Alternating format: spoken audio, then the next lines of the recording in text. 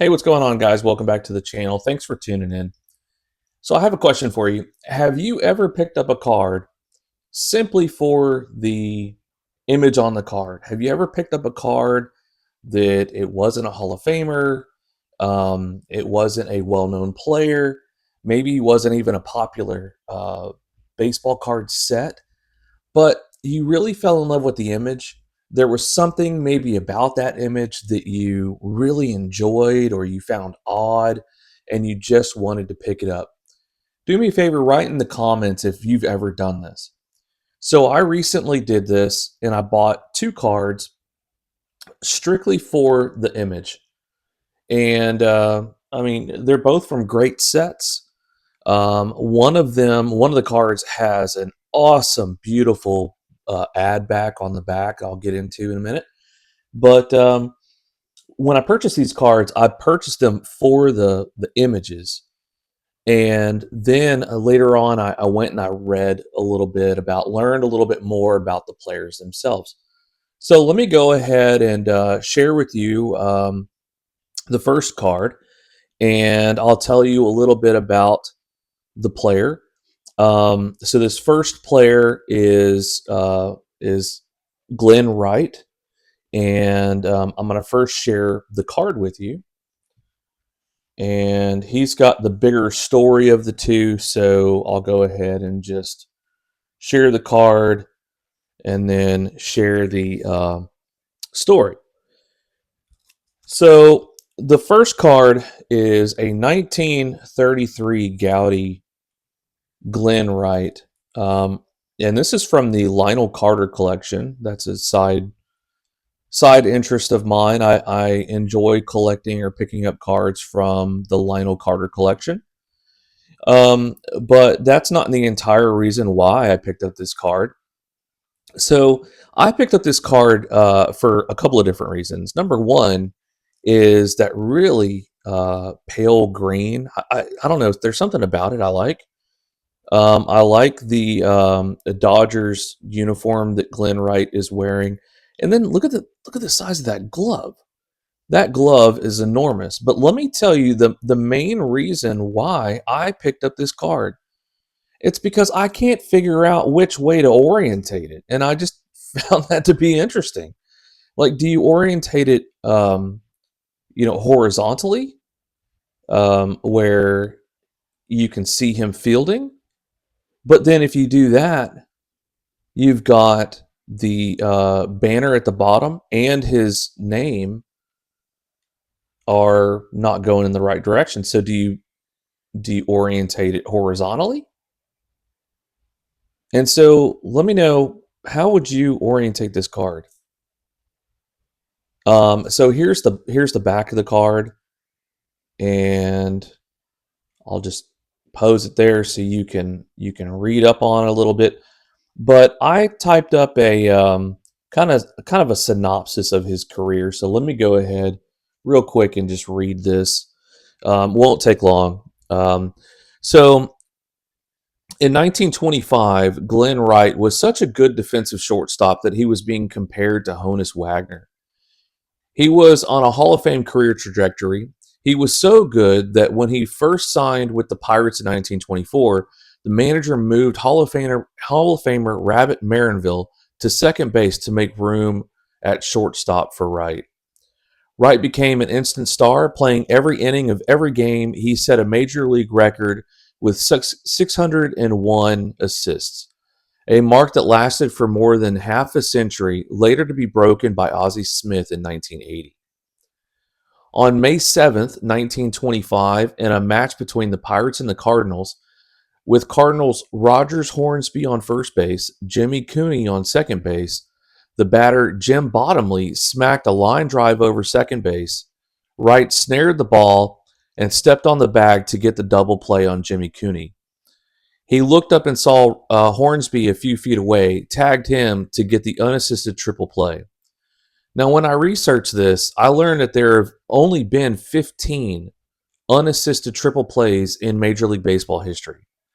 This rare feat is rarer than a perfect game. So I learned something new about this card and about the rare unassisted triple play.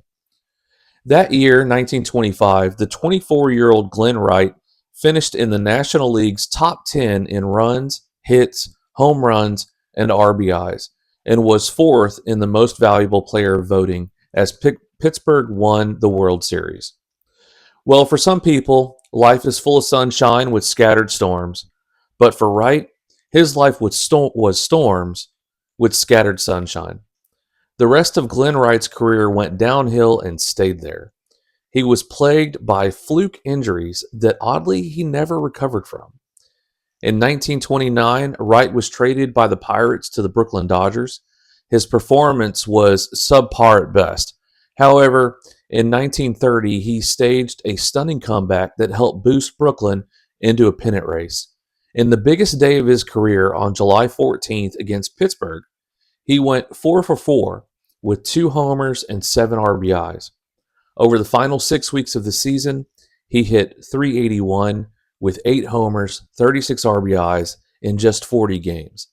That was his last elite performance of his career.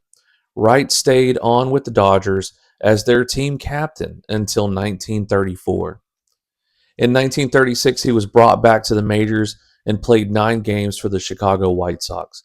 Following his short stint, he played the rest of his career in the minor leagues, eventually transitioning to manager.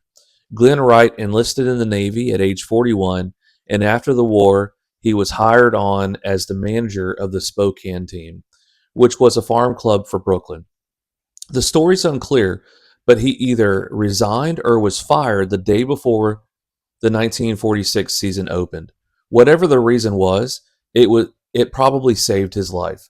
On June 24th, the Spokane team bus veered off a mountain road and caught fire, killing 9 players and injuring most of the others. Wright's successor as manager, Mel Cole, was among the dead. Wright retired from baseball in the 1970s, suffered a stroke in 1982, leaving him partially paralyzed and unable to speak, and later died of throat cancer in 1984 at the age of 83.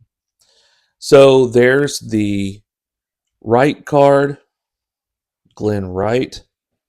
And the next card I bought is a 1911 T212 O-back of James Wiggs or Jimmy Wiggs.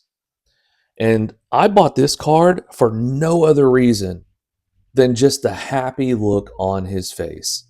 So here is the card. Check out how happy this guy is. Look at that smile. I don't think I've ever once seen a card with a player that was just so exuberant, so happy to be playing the game, to have his picture taken as a baseball player. And if you put yourself in this time frame in the early 1900s, again, this card is from 1911. If you put yourself in that time frame, what a blessing it was to be on a baseball team as your career.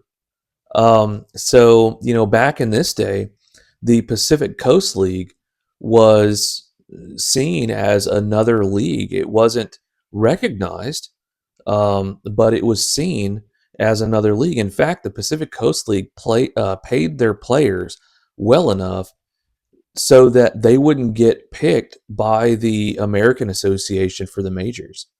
And so not a lot of players actually spent time in the majors. So the ad back on this one I really love. There are 3 different ad backs for O-back cigarettes. Again, this set mirrors the T206 set. So it was issued from 1909 to 1911, all Pacific Coast League, and there was 3 different ad backs, all with O-back ads, O-back being the cigarette brand. And this one in particular is the most ornate, and I think it's the most rare back. It's you don't see this one as much as the other 2, but just a beautiful ornate ad back. So let me go ahead and put Jimmy Wiggs up here. Look at the sunset on that card. I'm going to come back to the card, but let me tell you a little bit about Jimmy Wiggs. So, born 1876, nicknamed Big Jim, he was a right-handed pitcher in Major League Baseball for the Cincinnati Reds in 1903 and the Detroit Tigers from 1905 to 1906. He was born in Trondheim, Norway in 1876, and he's one of three Norwegian Major League Baseball players in Major League history. Wiggs was a big man standing at 6'4". In April 1903, Wiggs made his major league debut at the age of 26 for the Cincinnati Reds. He appeared in only 2 games for the Reds, pitching in only 5 innings with a 5.4 ERA. In 1905, Wiggs got a second chance in the majors with the Detroit Tigers. He pitched in 11 games for the Tigers in the 1905 and 1906 seasons. In 1905, Wiggs pitched 41 and one-third innings with a 3.27 ERA and a 3.3 record. According to records of long-term holdouts by Major League Baseball players, Wiggs became the first player in 1905 to hold out for at least a month of the season. All right, in 1906, Wiggs pitched in only 10 and one-third innings and saw his ERA jump to 5.23, 2 points higher than the previous season.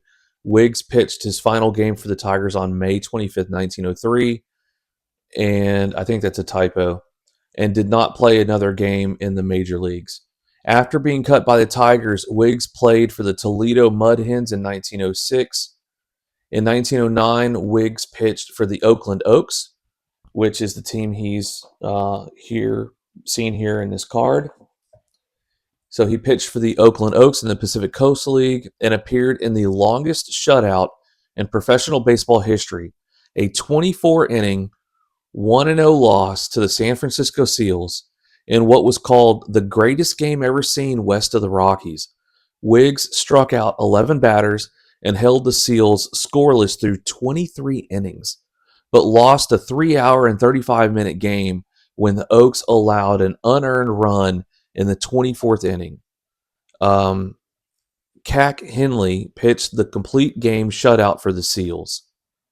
All right, and so then he died in Ohio in 1963 at the age of 86. Now, coming back to the card, again, that smile, that just infectious joy and glee he shows for just being in the sport of baseball and having his picture taken for a baseball card. Can you just, I can only imagine how happy I would be. And it's probably one of the happiest pictures I've ever seen on a baseball card. If you can think of a happier player with a bigger grin, on a baseball card, please let me know. I think that this is such a beautiful card. Also, look at that beautiful sunset or that skyline in the background with those, those hills, those small mountains in the background, and look at that green grass.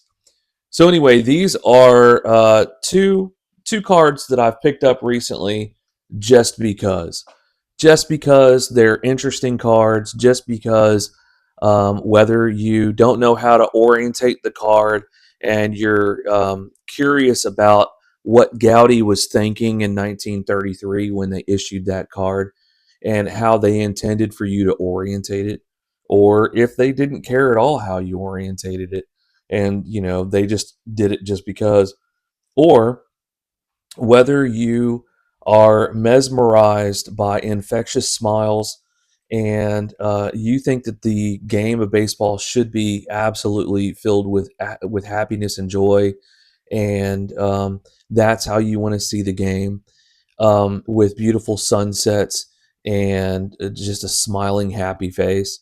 Let me know if you've ever picked up a card just because. Neither one of these guys are Hall of Famers, but each one of these cards can rival most of my Hall of Fame cards, just because. All right, guys, I've gone on for 15 minutes. I hope you've stayed until the end, and if you have, thank you so much. And until next time, keep hunting the good stuff.